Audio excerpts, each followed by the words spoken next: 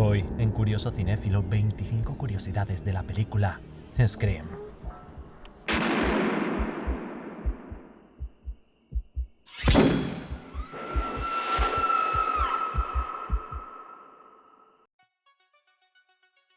¡1! Supervivientes. Aunque la fiesta que ocurre al final de la película dura unos 40 minutos de metraje, su rodaje llevó nada más y nada menos que 21 días completos. El equipo de grabación comenzó a hacer bromas y lo llamaban la noche más larga en la historia del terror, e incluso al final del rodaje se hicieron unas camisetas que decían «Sobreviví a la escena 118», que era concretamente el número de escena de la fiesta. 2. Scary Movie. El título de la película en un principio iba a ser Scary Movie, y no es para menos, ya que el término Scary Movie se llega a mencionar hasta 5 veces durante la película. Además, es curioso que al final ese fue justo el título empleado para su parodia del año 2000. 3. No Thanks. Las escenas del instituto se iban a rodar en el Instituto Santa Rosa en California. Sin embargo, a última hora la junta escolar se negó tras leer el guión y ver que se trataba de una película violenta. Finalmente se trasladaron a Hillsburg, California.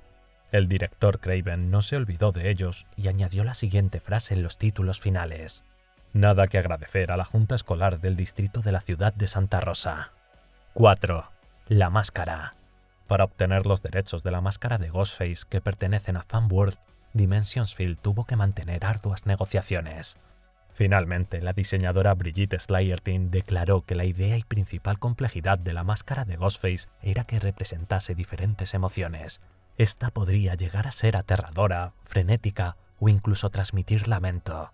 Confirmó que su inspiración se basó principalmente en el cuadro del grito de Munch, en los personajes de la portada del álbum The Wall de Pink Floyd y de los fantasmas de Betty Boop de 1930. 5. Diseño.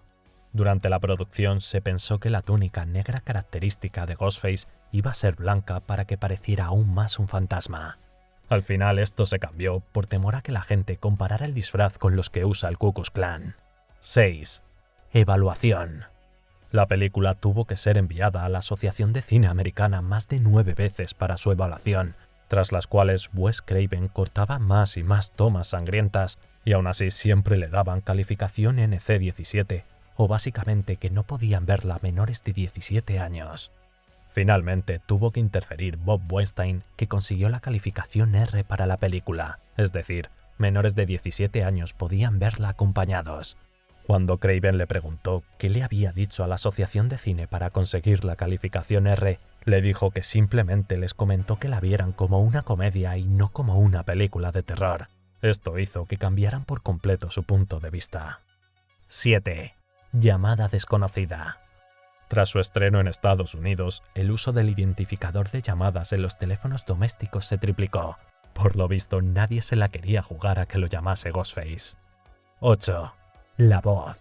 La idea original del equipo de producción era utilizar la voz de Roger Jackson solo como guía de texto para doblar sobre ella más tarde en la postproducción.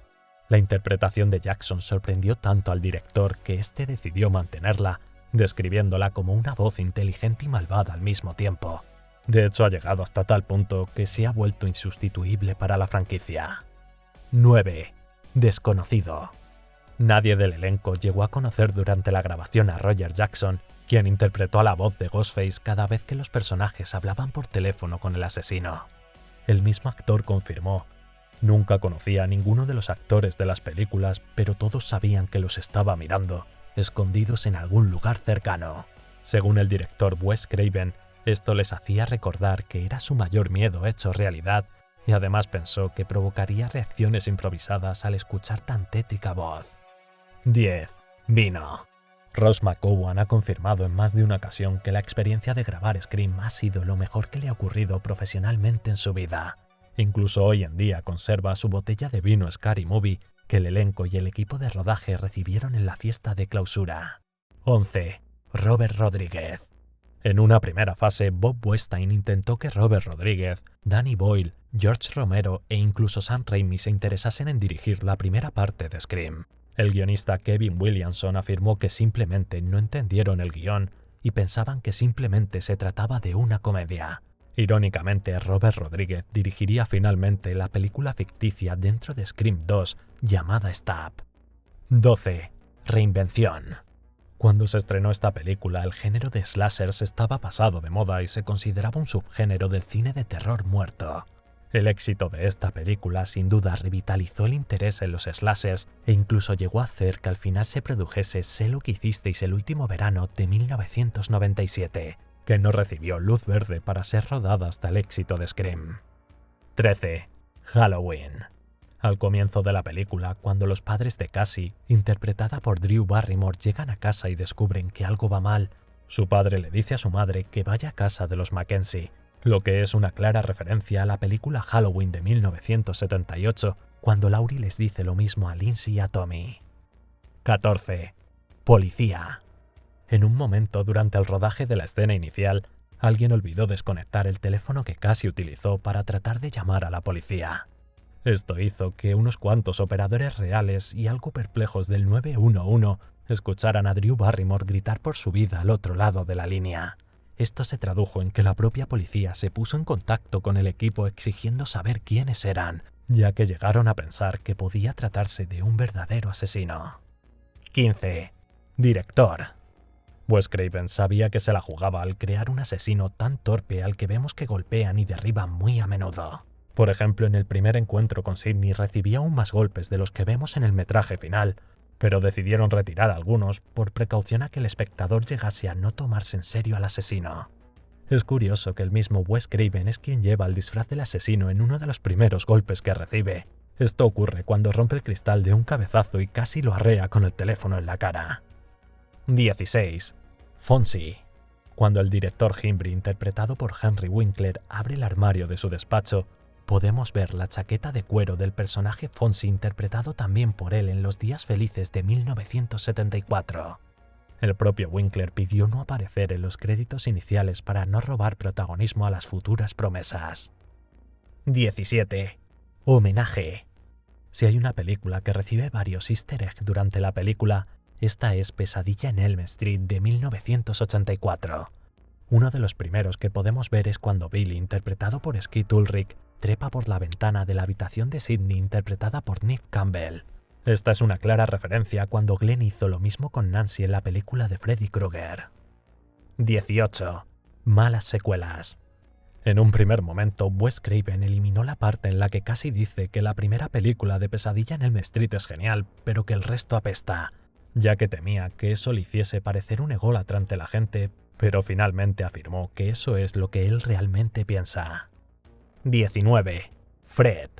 Otro easter egg a Pesadilla en Elm Street de la película es cuando descubrimos al encargado de mantenimiento del instituto, y este lleva no casualmente un jersey a rayas rojas y verdes, y encima cuando el director se dirige a él descubrimos que se llama Fred. Lo más curioso es que ese mismo jersey es el que se empleó para grabar la película en 1984 y fue prestado al estudio para este pequeño homenaje. 20.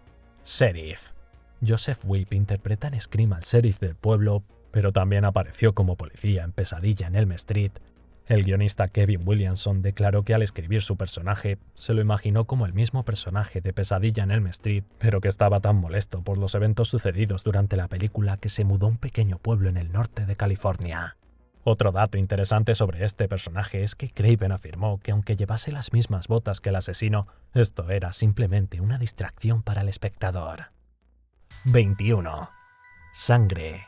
Cerca del final de la película, Billy cuenta que usaron jarabe de maíz teñido de rojo para la sangre, como se hace en varias películas de terror famosas, como Carrie.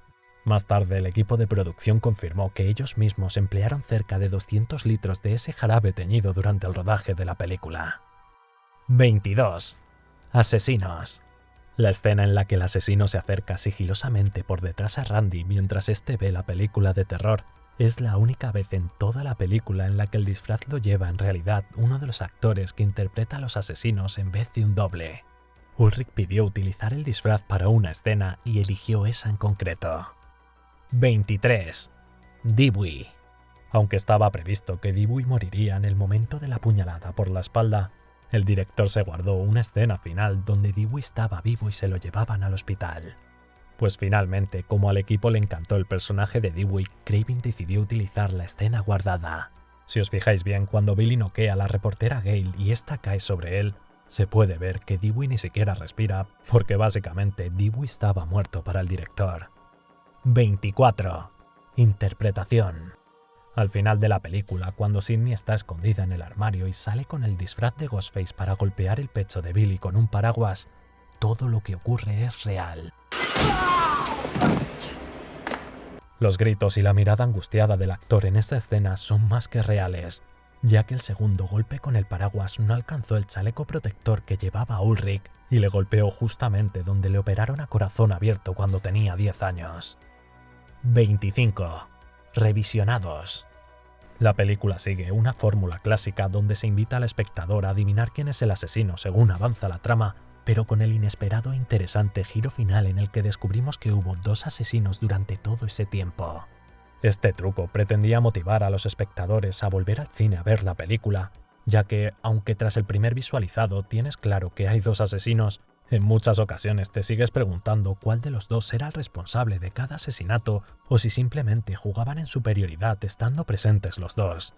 Por ejemplo, en la escena inicial del juego con Cassie, le pide que adivine tras cuál de las 2 puertas de la casa está escondido.